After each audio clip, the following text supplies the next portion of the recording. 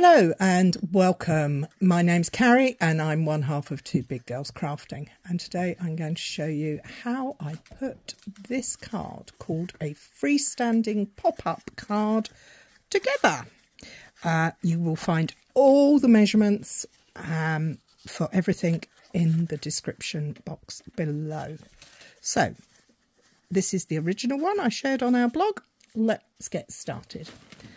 Today I'm using some pale blue called Balmy Blue, and I've scored it at 2, 6.5, 8.5, 13, 17.5, 19.5 and 24 centimetres. The panel measures 10.5 by 26. So all the score lines are folded as mountain folds, and I would recommend using a bone folder so that you get some nice crisp fold lines, because this will help your project stand up nicely. So the trickiest part about this is this next panel. So we're going to fold the card in half, so this centre line. We're then going to mark 1.5 centimetres in from each edge. I'm using my grid paper, so that's 1, 2, 3 small squares. 1, 2, 3 to there. So can you see I have some little marks there? I'm then going to bring in my trimmer and I am going to take a slice out. It's a very small slice. I recommend, if you have this Stampin' Up trimmer, if you take your panel and line it up to this edge here, it will work. So I'm going to bring my score blade down to the 9 centimetre mark, because that will be 10.5 minus 1.5 is 9. I'm literally going to just slice it down to the 1.5 mark. So can you see I have taken a minuscule amount off out of there. And then bring in my snips and snip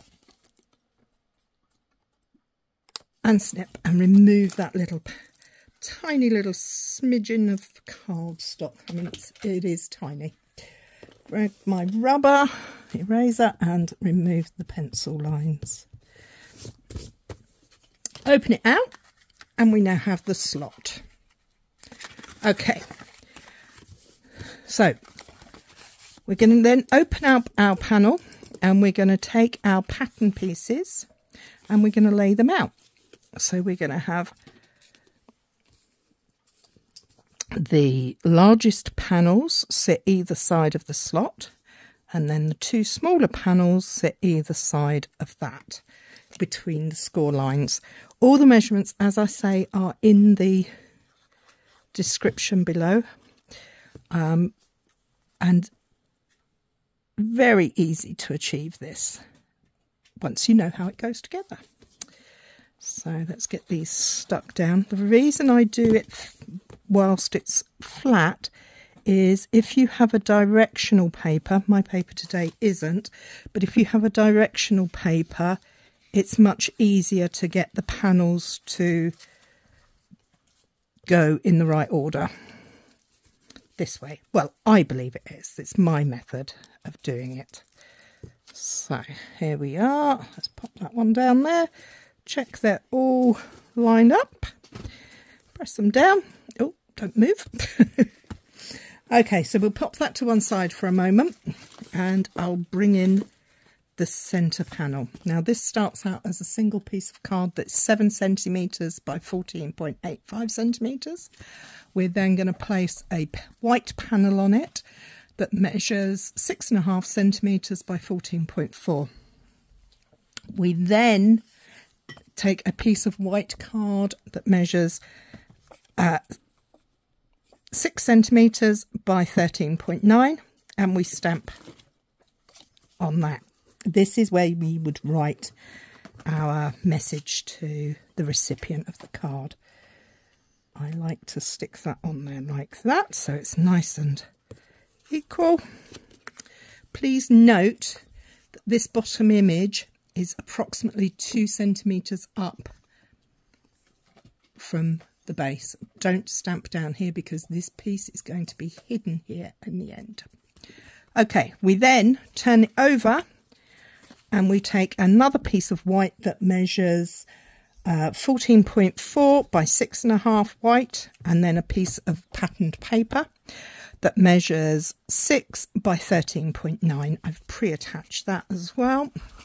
All the measurements, as I say, are in the description, so don't panic about that for now. This is just a little video to show you how I put this card together. Okay, so we now have, this is the panel that's going to stand upright, and this is our base piece. Next, you're going to need some tape. I like to use Stampin' Up! Tear and tape because it's strong and I don't need to cut it with scissors. I always use 2 layers as well because this is a 2 centimetre panel, so it's quite wide.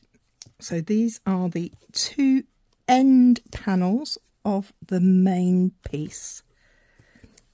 You will have now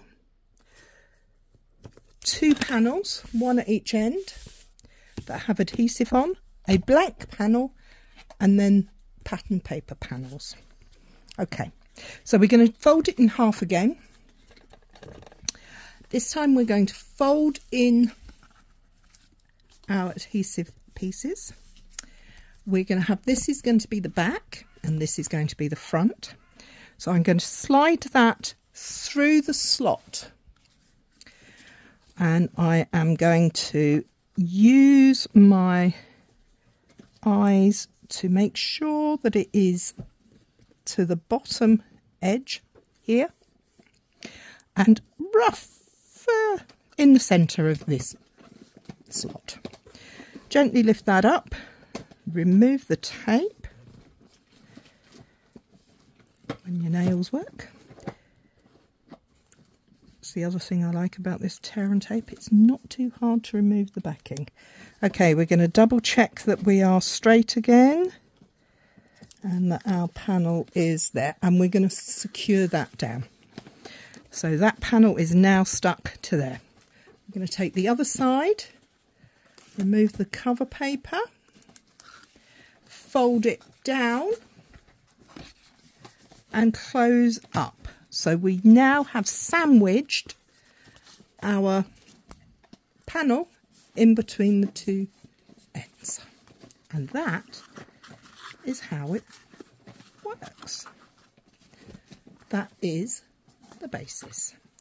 So next I'm going to attach my patterned panel that I've decorated for the front of my card. I do this once this piece is standing so that I can get a good proportions. Give it a good little bit of welly to push it down. You can, as I have done, use 3D embellishments on there. If you choose to do that, you might want to make this slot a little wider. And it is a bit stiff at first, but don't panic, it will work.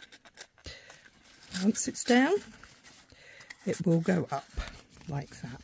So it's flat for posting, stands nicely, you have lots of areas to decorate, and finally, my sentiment. I haven't got any ribbon for this one, but I do have some pretty gems. Just put some gems on here just to add a little bit of colour to the base. Oh, that one disappeared, sorry about that.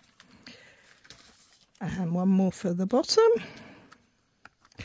And let's use some blue. These are called Milky Dot, adhesive backed Milky Dots, and they're really rather pretty.